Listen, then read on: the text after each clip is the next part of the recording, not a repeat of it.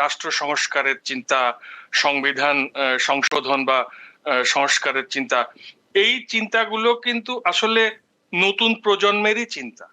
পুরনো প্রজন্মে এটা আপনি বিএনপি বলেন বা জামাতি বলেন, এরা তো আসলে এই পাওয়ার স্ট্রাকচারের বেনিফিশিয়ারি, তাই না? এরা তো এখান থেকে কিন্তু তাদের অবস্থার উন্নতি ঘটেছে, তারা যে অবস্থায় জীবন শুরু করেছিল এই ব্যবস্থা বা এই বন্দোবস্ত মধ্যে দিয়েই তারা কিন্তু আজকে একটা বলা যায় যে ধনাঢ্য অবস্থায় বা এটা সচ্ছল অবস্থায় তারা এসেছে। সুতরাং তারা যে ব্যবস্থাটার বেনিফিশিয়ারি, ওই ব্যবস্থাটা কোনো মতে টিকে থাকুক, এটা তারা মনে প্রাণে চাইবে।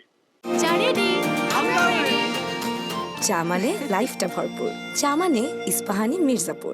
আর একটা ব্যাপার হচ্ছে যে যতই বিএনপি এবং জামাতের সিনিয়র নেতারা বলেন না কেন যে তারা এই জুলাইয়ের সঙ্গী বা জুলাইকে তারা ওন করেন, কিন্তু আসলে আমরা তো দেখলাম বাস্তবতাটা যে এই বিএনপি এবং জামাত ধরুন দীর্ঘদিন ধরে বল নিয়ে মাঠে দৌড়াদৌড়ি করেছেন, কিন্তু কখনো গোল করতে পারে, মানে তাদের পক্ষে কোনোভাবেই আওয়ামী লীগের এই দুঃশাসনকে সরানো সম্ভব হয়নি এবং তাদের ডাকে জনগণ সাড়া দিয়ে কোনোদিন পথে নামেনি।